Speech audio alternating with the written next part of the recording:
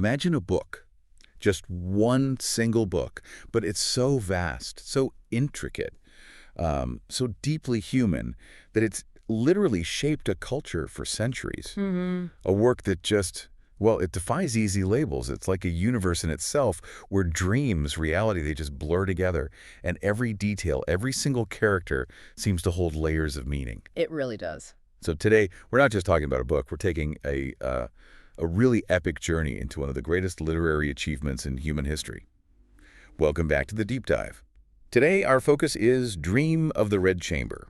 You might also know it by its original title, which is just as evocative, The Story of the Stone. Right, The Story of the Stone. It sets a certain tone immediately. It does. And this isn't just any book. It stands as one of the 4 great classical novels of Chinese literature. And honestly, no exaggeration, it's a monumental piece of work by Cao Xueqin. Absolutely monumental. So our mission today really is to dig into the rich sources we've gathered on it. We want to pull out the most important, maybe even surprising insights to help you navigate its huge scope and really get a feel for its profound, lasting impact. And that mission, it goes beyond just figuring out the plot. It's a chance, a really unique one, to grasp not just what this novel is, but why. Why does it still resonate so powerfully across the globe? Right. Why now? Exactly. It's inspired countless adaptations, entire academic fields even, and it's been shaping cultural conversations for hundreds of years. What's really fascinating is its reputation. It's widely seen as the absolute pinnacle of classical Chinese fiction. That's some serious praise. It is. Damn. And it's this unique, profound mix of sharp social commentary, psychological depth that feels incredibly modern, actually, and this philosophical allegory that just invites endless thought. Watcher. So yeah, you're about to join us on a pretty incredible intellectual journey, even just listening today. When you say pinnacle of classical Chinese fiction, that's... Yeah. Well, it sets a huge expectation, doesn't it? It signals something genuinely extraordinary. It really does. It speaks to its enduring power, the fact it's held in such high esteem consistently. So how about we start to really peel back the layers on this masterpiece? Maybe start with the context, the creator. Okay, so to really appreciate this this massive work, we need to go back to its beginning. Yeah. The author, Cao Xueqin, he wrote this during the mid-18th century, which puts us right in the Qing dynasty, a period of, well, huge historical significance and really complex social stuff happening in China. Absolutely. And placing it smack in the mid-18th century Qing dynasty is so crucial. This was, on the surface, often seen as the peak of Qing power, right? Think Emperor Qianlong, immense prosperity, cultural flourishing. The golden age, sort of. Kind of, yeah. But underneath that shiny surface, the seeds of decay were already there. The old feudal system, it looks strong, but stresses were showing. Things like increasing corruption, economic problems bubbling up, a disconnect between the rulers and, well, everyone else, and just the sheer weight of a long-running empire. Inertia setting in. Exactly. So this background isn't just wallpaper. The novel isn't just set in this era. It kind of embodies the spirit and the anxieties of the time.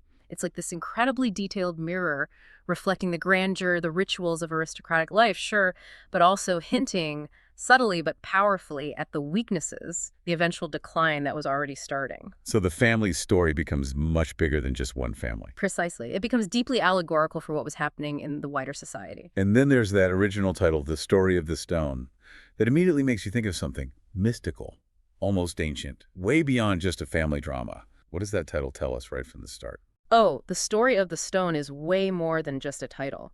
It's like a flashing sign pointing to the novel's allegorical, its mystical foundations. Right from the opening lines, the story makes it clear that this stone, well, it's not just some rock or a symbol. Okay. It's a sentient, magical piece of jade, left over from when the heavens were made, apparently. It witnessed cosmic events, and it basically yearned to experience human life. Wow. Okay, so not your average protagonist origin story. Not at all. So its presence, especially Baoyu being born with it, isn't just a plot device. It instantly links the earthly story to this cosmic, almost karmic dimension.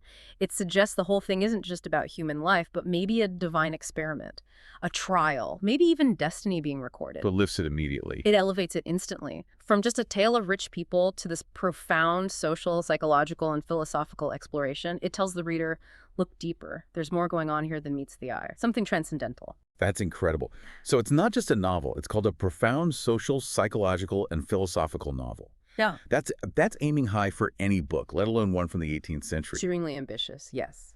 And when you look at why it stands out, the sheer scale is just mind-boggling. Mm. Our sources mention more than 400 characters Right. and rich metaphors, 400. Mm. I mean, how does an author even manage that? And what does that huge cast do for the reader's experience? It is honestly a staggering achievement. It shows Cao Xueqin's genius.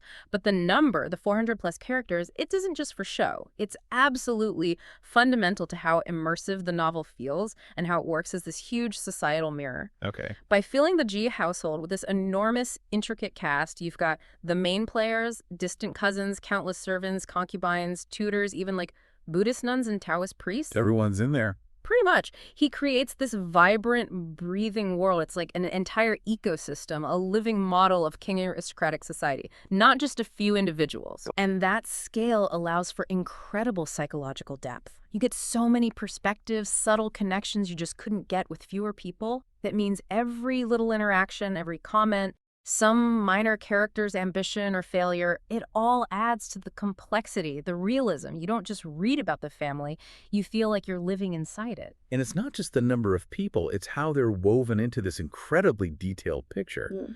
The sources talk about its poetic beauty, emotional depth, and its detailed portrayal of aristocratic life in feudal China. Those aren't just separate things, are they? They work together. Exactly. The synergy is key. That's what makes it extraordinary. The poetic beauty isn't just in the poems within the text, though there are many. It's in the prose itself. How so? Cao Xueqin uses this lyrical, evocative style. His descriptions are meticulous. The rhythm of the sentences often feels like classical Chinese poetry. It gives even, everyday domestic scenes an almost musical quality. Hmm. And this enhances the emotional depth. He had this amazing ability to explore the inner lives, the unspoken feelings, the subtle conflicts, the nuances of his characters. They feel incredibly real, relatable, even across centuries and cultures. They're not stereotypes, they're complex people dealing with universal stuff. Mm-hmm. And that detailed portrayal of aristocratic life, it's unparalleled. Everything from the fancy banquets and complex rituals to the garden layouts, the clothes, the food, the household politics, it's all rendered with painstaking accuracy. But it's not just history. These details often carry symbolic weight. They reveal character, foreshadow things, comment on the family's changing luck. So it all layers together. Precisely. The beautiful language, the deep emotions, the vivid realism, that combination is what sets it apart. It solidifies its place as the absolute peak of its kind. So we have this literary monument, this incredibly detailed world. Let's shift focus now to the story itself, the heart of it. The central conflict seems to revolve around a dying world, right? This declining Jia family is the setting. But how does their story become so much more than just, one family's problems? The Jia family's decline, it's fundamentally a powerful metaphor, a really poignant one. It directly mirrors the bigger societal shifts happening in the mid-Qing dynasty. Specifically, it reflects the decay of the whole aristocratic system they represent. How did that decay show up in the story? Well, their wealth, their power, it seems infinite at first, right? But it's slowly eroded, not by one big disaster, but through this gradual, almost invisible drain. Like a slow leak. Exactly. It shows up in things like terrible mismanagement of their properties, spending way too much on lavish parties and luxuries, internal fights over inheritance and status, and just becoming totally out of touch with the real world outside their bubble. Sounds familiar, maybe. Chuckles slightly. Perhaps. It's the slow, sad bleed, which feels much more tragic than a sudden crash. And this gradual fall gives the whole story this profound philosophical tone. Yep. It suggests that nothing, not vast wealth, noble bloodlines, or seemingly solid power lasts forever. It's all transient. So the family becomes a symbol. A microcosm, yes. A Yeah. poignant, deeply human reflection of a larger societal change and the unavoidable fact that worldly glory fades. And right at the center of this fading world, we find our main character, Jia Baoyu, described as a sensitive and intelligent young man. And fascinatingly, born with that piece of magical jade in his mouth. That's a powerful image right from birth. What does that jade symbolize right off the bat, beyond just being unusual? Oh, that magical jade is so much more than just a birthmark or a weird detail. It's foundational. It's deeply symbolic, affecting Baoyu's whole life and the novel's philosophy. It immediately signals his unique, almost fated destiny, and more importantly, his connection to something otherworldly. The story establishes this isn't just any jade. It's that sentient stone from the heavens, remember? The one that wanted to experience human life. So Baoyu being born with it ties him directly to that spiritual allegory. His life isn't just his own, it's part of a bigger cosmic journey. Like he's carrying this celestial baggage. In a way, yes. It marks him from birth as different, sensitive to things beyond the material world. It foreshadows his eventual path towards spiritual understanding. It's this constant, visible reminder of where he really comes from, contrasting sharply with the materialistic, often hypocritical world he's born into.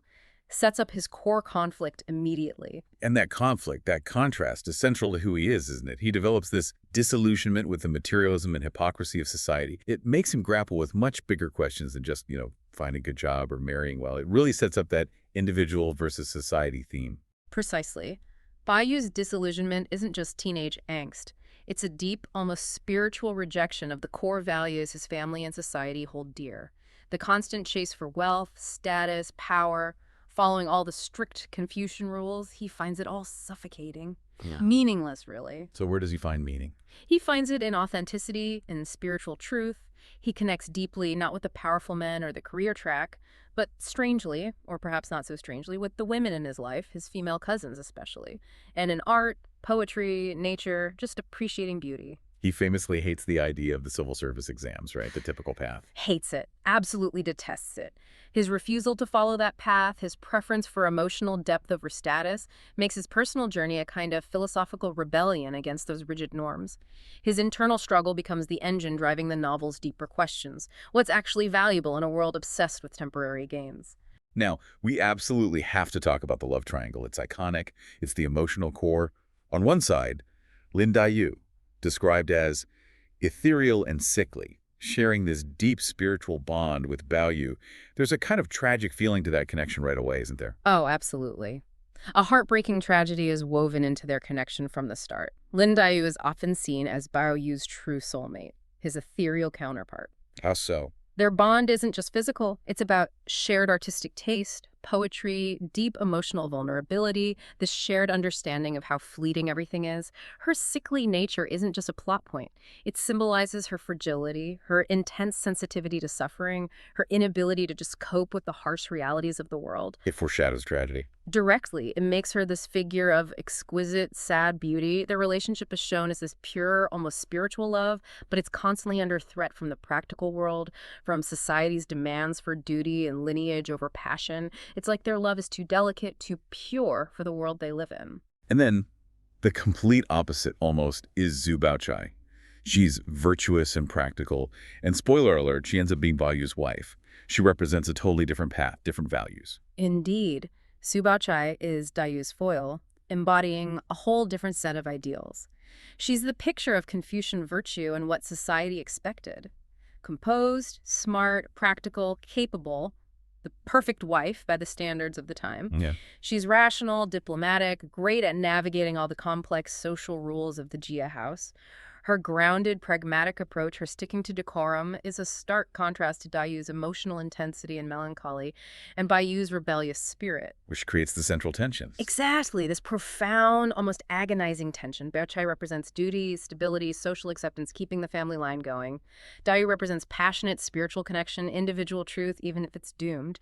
And Baoyu is caught right in the middle. Between what society demands and what his heart wants. Precisely. That conflict drives the central romance, the psychology, and the tragedy of the novel. What's really interesting and maybe unique for an epic like this is that the plot isn't really a linear, action-driven narrative. You might expect big battles or something, but instead it's described as a rich tapestry of daily life, dreams, poetry, spiritual allegory, and court intrigue.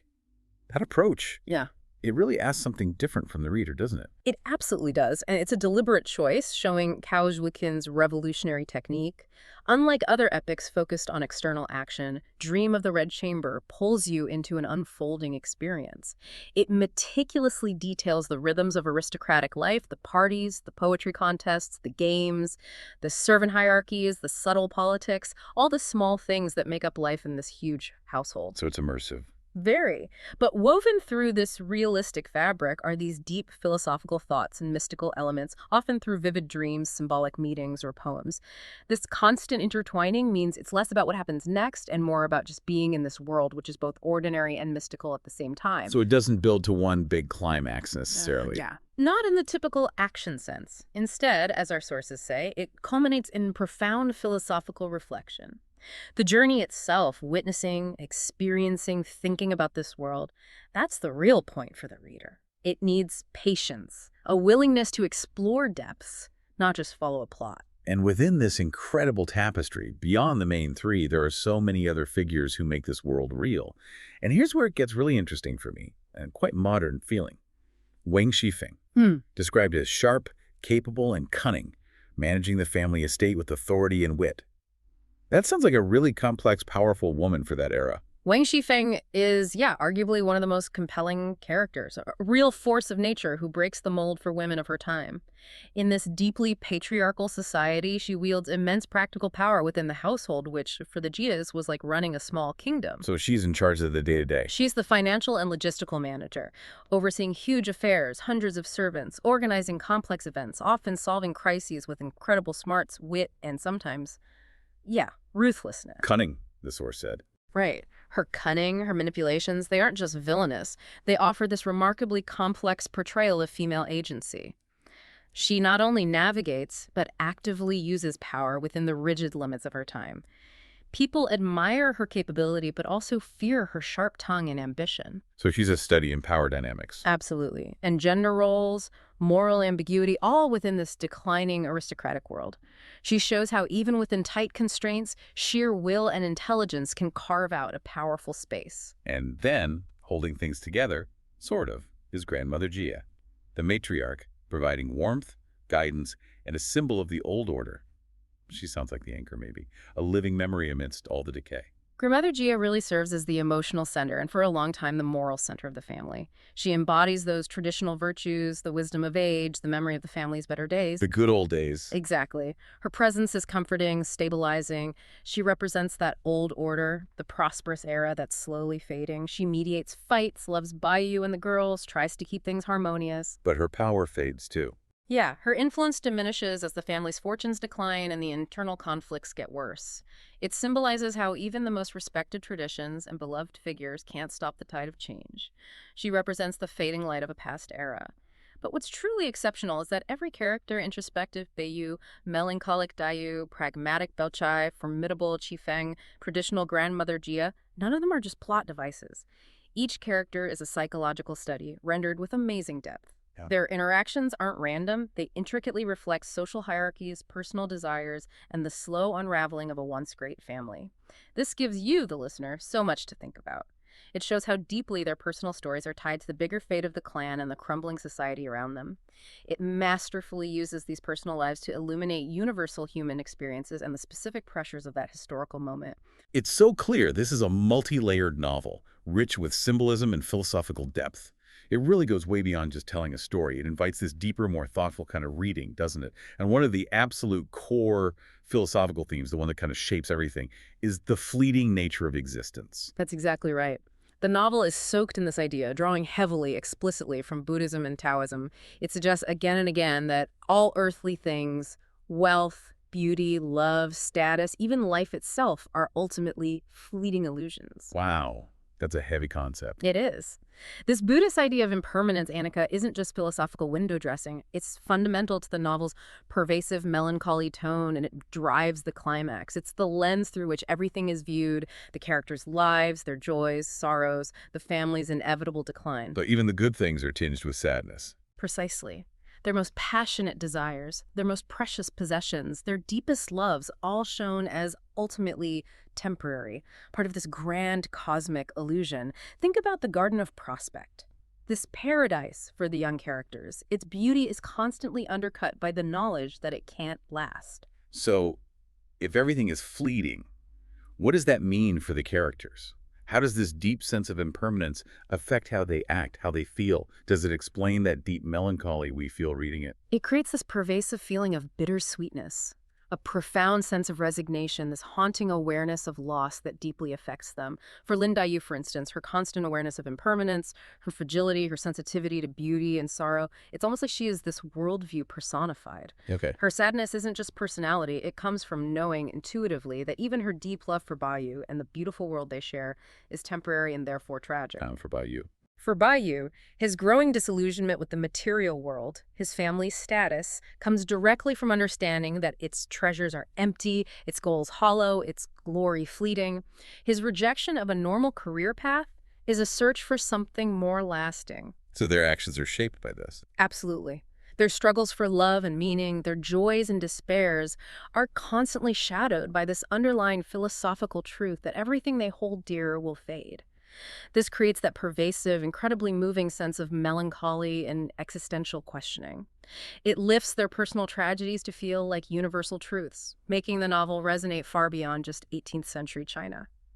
And speaking of personal tragedies, that love triangle, Baoyu, Daiyu, Baochai, it seems like the ultimate heartbreaking expression of this fleetingness, right? It's less about just romance and more about the pain of desire constrained by societal duty. Absolutely. The love triangle is much more than just romance. It's this profound, agonizing look at the clash between individual desire and the crushing weight of social obligation. Explain that clash more. Baoyu and Daiyu represent this pure spiritual love. An intellectual, emotional connection doesn't care about worldly things. But that kind of love just doesn't fit the practical needs of the family lineage, status, keeping the clan going. Those were paramount concerns. And Baochai represents those concerns. Exactly. Xue Baochai embodies duty, practicality, Confucian properness. Her marriage to Baoyu signifies society's expectations winning out over the individual heart.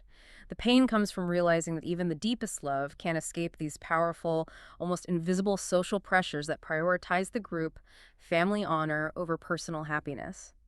Society itself is the antagonist in their love story, guaranteeing a tragic outcome for personal fulfillment. Beyond the personal tragedies, the novel also works as this huge societal critique. The rise and fall of the Jia family isn't just their story. It's a powerful, subtle metaphor for the decaying feudal system and the inevitable decline of dynasties. How does it manage that critique without being, overtly political? That's where its brilliance lies. Cao Xueqin, drawing from his own family's real-life decline, implicitly criticizes the system that created and then destroyed these aristocratic families, but without writing a political pamphlet. How does he do it subtly? Through detail. The Jia family's lavish, wasteful lifestyle, their internal corruption, their reliance on fading imperial favor, their clinging to outdated traditions, their inability to adapt all these details mirror the broader weaknesses of the Qing feudal structure. Like the cost of the garden? Exactly. The sheer cost of building and maintaining the Garden of Prospect, the money spent on parties and concubines that slowly drains them, the constant infighting, the moral decline of characters like Jia, it mirrors corruption higher up. The novel doesn't preach. It just shows you meticulously how a family unravels. And through that, it becomes this profound social commentary on the flaws and eventual fall of a system that, despite its outward glamour, was rotting inside. Its history told through personal tragedy and realism. And what's really striking and feels so modern for its time is the unusually rich depiction of female lives. It shows both their emotional depth and societal restrictions. I mean, that must have been pretty surprising for an 18th century text when women were often just in the background of literature. It is remarkably progressive, groundbreaking, really, for its era. Yes, it's set in a patriarchal world, absolutely. But Cao Xueqin gives an extraordinary amount of attention to the inner worlds, the relationships, the daily lives of the many women in the Jia household. In what ways? We see their intelligence, their wit, artistic talents, deep sorrows, fierce loyalties, friendships. Characters like Wang Shifeng show immense agency, real power within their domestic sphere, managing finances, manipulating situations. We talked about her. And others, like Daiyu and the younger women, find expression through poetry and art, showing their intellectual richness. The novel explores their joys, their artistry, their vulnerabilities, but it also critically shows the huge limitations imposed on them. Arranged marriages, lack of outside education, the pressure to have sons, the constant threat of losing power. So it's not romanticized. Not at all. It's a testament to Cao Xueqin's insight and empathy that he gives such rich, nuanced, authentic voices to characters often ignored or simplified in other historical texts. He challenges simplistic portrayals and puts their complex humanity front and center. And finally, that core struggle, individual versus collective, really culminates in Baoyu's own deep internal rebellion against Confucian orthodoxy. It's more than just teenage defiance. It's framed as a deeper critique of rigid traditions and materialism right at the heart of that society. Baoyu's rebellion is profoundly philosophical. It's one of the novel's most compelling themes. Confucianism, the dominant philosophy, emphasized social hierarchy, duty to family and state, practical achievements through scholarship and careers. The things Baoyu rejects. Exactly. He finds those values stifling, superficial, often hypocritical. He instinctively leans towards Taoist and Buddhist ideas, naturalness, detachment, compassion, spiritual enlightenment. His refusal to chase a typical career, his preference for the pure company of women over corrupting, ambitious men, his rejection of wealth and status, these are all acts of deep defiance against his society's foundations. So his journey is allegorical. It becomes an allegorical quest for authenticity, for spiritual truth, in a world he sees as shallow and morally bankrupt. It raises this huge, universal question for the reader. Do you find meaning by fitting in, following traditions, or by pursuing your own authentic path, even if it's unconventional and lonely, towards enlightenment? A timeless struggle. Absolutely. Individual identity versus rigid social norms played out on this epic, deeply personal stage. It's so clear this novel isn't just about what it says, but how it says it. The artistry is just incredible. Let's talk about that craftsmanship. Cao Xueqin's writing is described as a lyrical, poetic, and meticulously detailed. It sounds like every word, every sentence is carefully placed to build this world. Indeed. His prose is just exceptional, truly exceptional in Chinese literature. It's not just descriptive, it's deeply evocative. It creates this rich sensory world for you. How is it lyrical and poetic in prose? But the lyrical part comes from his mastery of language. The rhythm, the cadence often feels like classical Chinese poetry. Even when he's just describing something, it sounds beautiful. Yeah. The poetic aspect means imagery is dense. Symbolism is woven right into the narrative fabric, not just stuck on top. And the meticulous detail, it's not just background noise. Far from it. It serves multiple purposes. The exact description of, say, a flower arrangement in the garden, or the specific way tea is served, it's not just scene setting. It often reveals character, subtly hints at what's coming, or comments quietly on the family's decline or morals. The real artistry is how every element, no matter how small, adds to the emotional punch, the philosophical depth, and the immersive reality. And a huge part of that artistry is the inclusion of, quote, over 30 poems and countless couplets and literary allusions. You mentioned these aren't just decorations. How are they actually woven into the story to add meaning? They are absolutely vital threads in the tapestry, not just ornaments. The poems and couplets appear seamlessly in character dialogue, their private thoughts, even narrative descriptions. Characters often compose poetry as a way to socialize, to express deep feelings they can't say directly, or even to send cryptic messages. So the poems do things in the plot. Yes, profound narrative things. They deepen our understanding of characters' inner state. Maybe a lament about getting older, a riddle about future bad luck, a reflection on impermanence. They can foreshadow events, offer philosophical commentary on a scene, or reveal hidden motives. And the allusions. The countless literary allusions, references to classic Chinese texts, history, myths, they enrich the texture. For someone who knows the context, it opens up multiple layers of meaning, showing how the story echoes centuries of Chinese culture and thought. It turns the novel into this dense, intertextual conversation. And the novel digs into incredibly deep character psychology with subtle emotional shifts.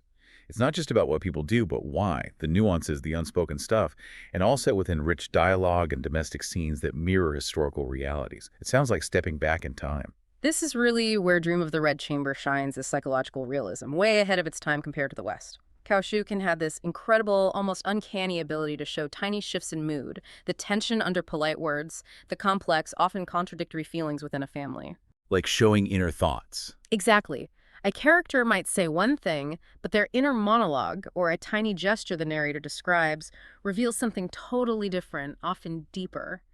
The dialogue itself feels so real, capturing unique voices from Baoyu's philosophical musings to the servants' practical, often funny chatter. And the domestic scenes. Those scenes, a quiet meal, a big party, a tense private argument, they aren't just background. They're where characters are formed, relationships tested, social pressures revealed. They are so meticulously detailed, drawing on Cao Xueqin's own life and a big aristocratic family, that they truly mirror historical realities. It gives you this vivid, authentic sense of their world. It's more than a story. It's like an ethnographic trip into an 18th century mansion.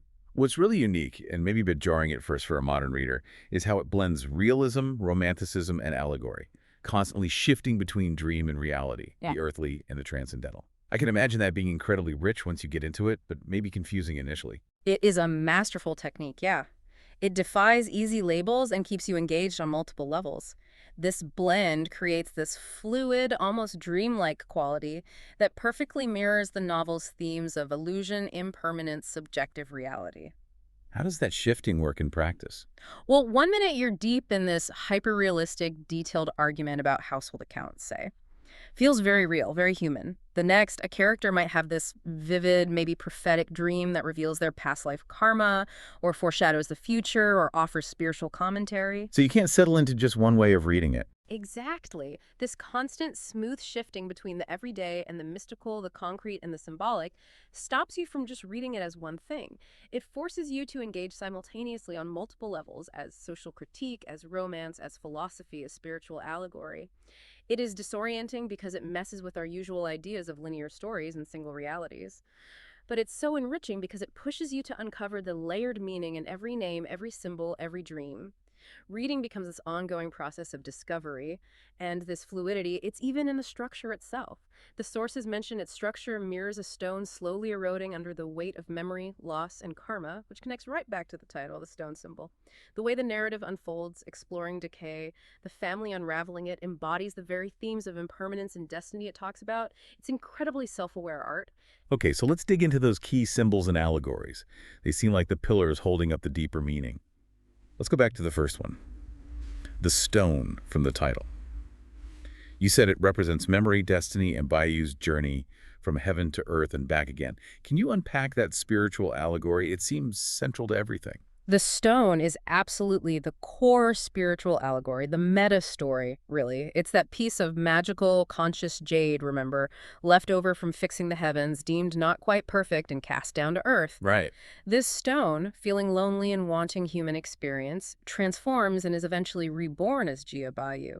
So Baoyu's whole life isn't just his life, it's a cosmic journey, a divine experiment in human feeling and suffering, like he's living out the stone's karma. And the jade in his mouth is the link. The direct, unbreakable link to his celestial origin. His experiences loving Daiyu, being disillusioned with the world, his sorrows, his eventual detachment, they're all part of the stone's trial, a necessary cycle of experience leading to enlightenment. So the beginning and end are mystical. Exactly. The novel opens with this mystical origin story and ultimately ends with Baoyu's spiritual awakening and symbolic return to the heavens, suggesting release. It implies his earthly life, with all its beauty and pain, was ultimately a temporary illusion, a necessary step towards understanding and liberation from suffering. The stone is Baoyu, but it's also kind of the book itself, a witness, recording these fleeting human events. Another incredibly powerful symbol and a vivid example of impermanence is the Garden of Prospect, described as a microcosm of paradise in youth, but also, sadly, something soon to be lost to adult responsibilities and worldly corruption. Can you paint a picture of this garden and why it matters so much? The Garden of Prospect Dagriwan is presented initially as this perfect, almost Eden-like space within the huge Jia family compound, built at massive expense for an imperial concubine in the family, Baoyu's sister, but then Baoyu and his female cousins, Daiyu and Baochai included, get to live there. So it's their sanctuary. Yes, a secluded world of innocent beauty, art, and youthful freedom. For a while, it represents this perfect utopian bubble, untouched by the outside world's pressures and the family's decay. It's where they write poetry, have witty conversations, live relatively freely. But it doesn't last. No, its very existence is tied to the family's dwindling money, and its purity is constantly threatened by the inevitable arrival of adult responsibilities and worldly corruption. It gradually becomes a symbol of lost innocence, vanished beauty, the temporary nature of joy. So its decline mirrors the family's decline. Exactly. The garden, once paradise, slowly falls into disrepair as the family does. It becomes this poignant, concrete example of how even the most beautiful things are subject to change, loss, and impermanence. Its eventual abandonment reflects the tragic fates of the young women who lived there. And then the title, many people know it by, The Red Chamber. It just sounds so evocative, maybe a little wistful. You mentioned its dual meaning, women's quarters in noble households, and also the romanticized, tragic inner world of love and longing. How does that double meaning work? The red chamber is a really powerful, multi-layered symbol, right at the heart of the novel's emotional and thematic world. Literally, yeah, it refers to the secluded, often fancy living quarters of the young, unmarried women in rich households. A place of beauty, refinement, but also confinement. Where they were kept separate? Largely, yes. Inner chambers for leisurely pursuits, poetry, needlework, shielded from the outside world. But allegorically, it becomes much more. It represents that romanticized, tragic inner world of love and longing, especially for Baoyu and the women he connects with. So it's the world he prefers. It's the sphere of deep emotion, art, intellectual connection, spiritual kinship that Baoyu values above everything else. It stands completely opposite to the outer world of materialism, rigid rules, male ambition. And the red part? Red is hugely symbolic in Chinese culture, often youth, passion, vitality, celebration.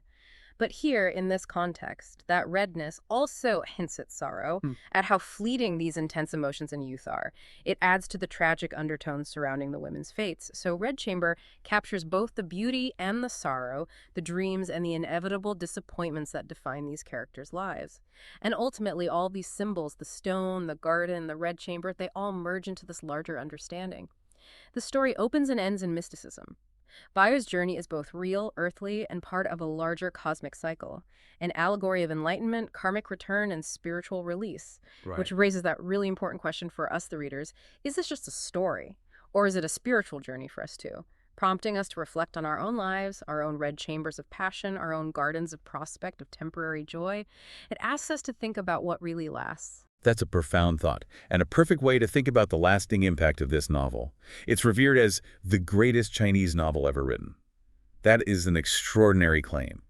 Can you elaborate on why it holds that title, especially considering its innovations? It holds that unique title for several really compelling reasons. Mainly, its revolutionary literary sophistication and how it broke from the narrative molds of its time. No other Chinese novel, before or since, really achieved such a complete, nuanced, psychologically sharp portrayal of people and society within such a rich, believable world. How is it different from earlier classics? Well, earlier classics often focused on big battles, myths, heroes, bandits. Dream of the Red Chamber innovated by grounding its huge scale in the most intimate human struggles. Domestic life, psychology, the deeply personal search for meaning and authenticity in a decaying world. And its style was new. Its lyrical prose, integrating poetry right into the story, the complex structure shifting between realism and allegory, the deep philosophy, all revolutionary. Plus, it transcended typical genres by being so deeply personal, introspective, drawing heavily, implicitly on Cao Xueqin's own life and family decline. That autobiographical angle was unprecedented for Chinese fiction then. So that mix made it unique. That blend of autobiography, social critique, psychological realism, and spiritual allegory, yes, truly unique and arguably unparalleled. And its cultural footprint is just immense. Our sources say it influenced Chinese language, drama, opera, philosophy, and popular culture for centuries. It's amazing how one book can shape a nation's art and thought so deeply. Can you give some specific examples of how that influence shows up? Oh, its influence is everywhere, woven into the culture. In language, countless phrases, idioms, sayings from the novel are used daily, often without people even knowing they come from Red Chamber, like Shakespeare in English, maybe? In drama and opera, endless adaptations have been staged for centuries in different regional styles. The characters and plots are just part of the popular imagination. Everyone knows the tragic love of Baoyu and Daiyu or the cunning of Wang Shifeng. They're archetypes. And philosophy. Philosophically, its exploration of Buddhist and Taoist ideas, impermanence, illusion, enlightenment, continues to resonate, shaping discussions about fate, suffering, meaning. And in pop culture, characters are archetypes constantly revisited in movies, TV series, ballet, even video games. Its themes of love, loss, social critique are still explored in modern art. It's a foundational text generations grew up with, shaping how they see history, relationships, human nature, even beauty. It's a living artifact. It's so impactful it even spawned its own academic field, readology. Well, What does it mean for one novel to get its own dedicated field of study? That sounds like something reserved for, I don't know, the Bible or something. Reology, or Hongsu in Chinese. It's an extraordinary thing, unique in world literature study, really. It shows the novel's immense weight, literary, cultural, historical. It means scholars worldwide in China, North America, Europe, dedicate their entire careers just to studying Dream of the Red Chamber. What do they study specifically? Everything imaginable. Analyzing different versions of the text, the historical context, Cao Xueqin's life, symbolic interpretations, philosophy, structure, sociology of aristocratic life, its influence, and, yes, the huge debate about the ending's authenticity. Wow, that level of detail. This kind of intense academic focus, often involving really detailed linguistic work, cross-disciplinary research, is usually for sacred texts, like you said, or whole national literatures, not one novel. It just underlines the profound complexity, richness, and enduring mysteries in the novel. It shows it offers seemingly endless angles for interpretation, debate, research. Recitologists argue about everything from the garden layout to the meaning of one obscure poem. It proves it's not just a book, but this living cultural artifact that keeps yielding insights and sparking passionate debate centuries later. And even though it's so deeply Chinese, its themes, romantic loss, social critique, philosophical yearning, they resonate universally, earning it global recognition. What stands out to you about how these themes manage to cross cultures and time so effectively? What strikes me most is just how deeply human and timeless those core themes are. That's what makes it a world classic. The experience of romantic loss, unfulfilled love, the pain of choices limited by outside forces that's universal. Doesn't matter your culture or when you lived. Similarly, the sharp social critique, decaying power, hypocrisy, the human cost of corruption, any society can recognize that. Think of any era where an elite class declines due to its own problems. True. And maybe most universally, that philosophical yearning, questioning what's real, what lasts, how to find meaning when everything seems temporary, that's a fundamental human quest. These aren't just Chinese concerns, they're part of the human heart and mind everywhere, always. That's why, despite its very specific historical setting, the emotional and philosophical core of Dream of the Red Chamber speaks directly to readers anywhere, anytime. It touches shared experiences of love, loss, struggle, and the search for truth. And that universal appeal clearly fuels its continued life through modern interpretations. Our sources mention numerous adaptations, TV series, films, stage plays, and ballets. It's obviously a story that keeps getting retold for new audiences. Absolutely. The constant stream of adaptations proves its timeless appeal, its narrative power, its dramatic potential. Each generation finds new ways to interpret its characters, themes, emotional core, keeping the story alive and relevant for people who might never tackle the original 120 chapters. From big TV epics, too. Yeah, from huge, faithful TV series in China that recreate the world elaborately, to more subtle films, modern plays, even ballets capturing its beauty and tragedy. These adaptations make sure the haunting beauty and deep insights of Red Chamber keep captivating people. They introduce its world to global audiences, proving its core story transcends centuries and its original form. Now, Dream of the Red Chamber is one of the 4 great classical novels of China, alongside huge names like Romance of the Three Kingdoms, Journey to the West, Water Margin. But even in that elite company, is it really distinct? Does it have a different focus or approach? It is remarkably fundamentally distinct from the others in that group. While Three Kingdoms is this grand epic of war and politics, Journey to the West is a mythological adventure, and Water Margin is about heroic outlaws. Dream of the Red Chamber stands apart as arguably the most intensely personal, introspective, and psychologically deep. How so? Those other novels focus mostly on external conflicts, big quests, larger-than-life figures doing public things. This novel, though, dives deep into the domestic world, the inner lives of its characters, and those profound, often sad, philosophical questions about existence. And the autobiographical element. That's key. What really sets it apart is that unprecedented autobiographical depth. It draws so directly, so intimately from Cao Xueqin's own life and his family's fall from grace. That gives it this poignant realism and emotional resonance you don't find in the more legendary stories of the others. It makes it feel incredibly intimate, even with its huge scale and historical sweep. It's a journey into the human heart and mind, not just across landscapes or battlefields. Okay, so for something so revered, so influential, it's fair to ask, is it easy to just pick up and read? Our sources do mention some common criticisms, starting with its sheer vast length, often over 1,200 pages in English and those hundreds of characters. It apparently can overwhelm casual readers. What makes the scale tough? And any advice for someone starting out? Yeah, that's a legitimate point, and the scale is undeniably daunting. For a new reader, just keeping track of the huge, sprawling family tree, all the characters with similar names or multiple titles, and the plot, which isn't, straightforward or fast-paced, it can be a real It challenge. doesn't follow a modern plot structure. Not at all. It immerses you in the slow, detailed rhythms of daily life. So my advice usually is try to embrace the journey. Don't stress about memorizing every single detail or character the first time through. Just let it wash over you. Kind of, yeah. Get immersed in the atmosphere. Connect with the core characters, Baoyu, Daiyu, Baochai. Appreciate the rich picture of life and the philosophical moments. You won't catch everything first time. Many readers find family trees or character lists in their editions helpful. Think of it like visiting a huge old mansion. You can't see every room on the first tour, but you can appreciate its beauty and feel its presence. It's an experience, a commitment, not a race. And it's not just the length, it's also the philosophical density. The sources say the allegorical and metaphysical layers require careful reading and cultural context to fully grasp. So, yeah, not exactly beach reading. It demands real immersion.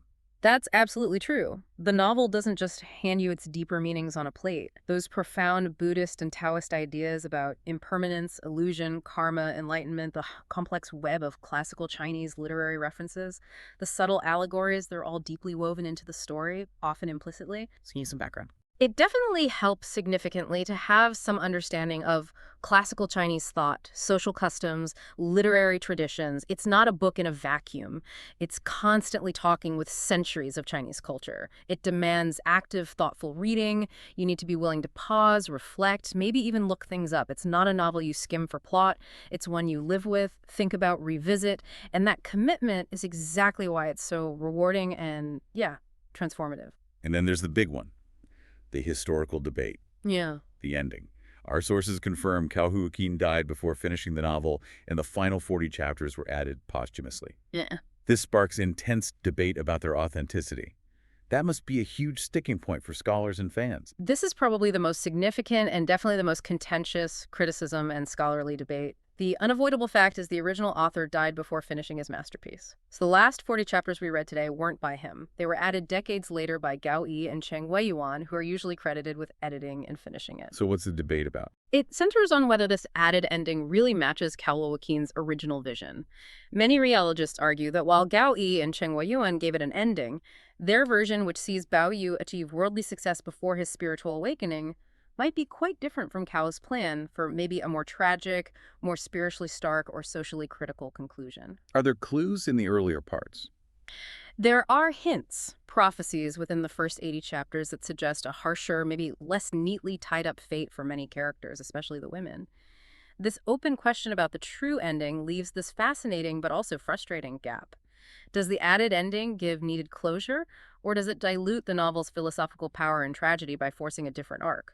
It means even after finishing it, there's still this ongoing conversation, this mystery about how it was really meant to end. But despite these hurdles, the length, the density, that controversial ending, our source concludes that for those who commit to it, the novel offers a deep, transformative reading experience unlike any other. It sounds like the reward, potentially, far outweighs the challenge for those willing to dive in. And there we have it. Wow, what a profound experience just scratching the surface of Dream of the Red Chamber. It truly is a literary monument, not just for Chinese literature, but undeniably for world literature. It absolutely is. This novel somehow manages to blend the intensely personal with the universally resonant, the spiritual with the sensual, sharp social commentary with deep metaphysics. Cao Xueqin's masterpiece goes beyond simple storytelling. It captures the human heart in all its complexity. It presents a world that feels both so specific to its time and place, yet totally universal in its timeless themes of love, loss, disillusionment, and that relentless search for meaning. Stays with you. Its haunting beauty and profound insights just continue to grip readers centuries later, constantly asking us to look deeper, to question our own ideas about reality and purpose. And as we wrap up this deep dive, maybe we can leave you with a lingering thought to ponder. If Dream of the Red Chamber so vividly, so persistently, tells us that all worldly things, wealth, beauty, passionate love, ambition, are ultimately fleeting illusions, then what really is enduring? What does Baoyu's journey towards spiritual release suggest about our own search for meaning and purpose in a world full of our own red chambers of desire and gardens of prospect offering temporary joy? That's the question. We genuinely hope you feel inspired to explore this masterpiece yourself. Maybe start with an acclaimed adaptation or an introductory text before perhaps diving into the full novel to experience its haunting beauty and profound wisdom firsthand.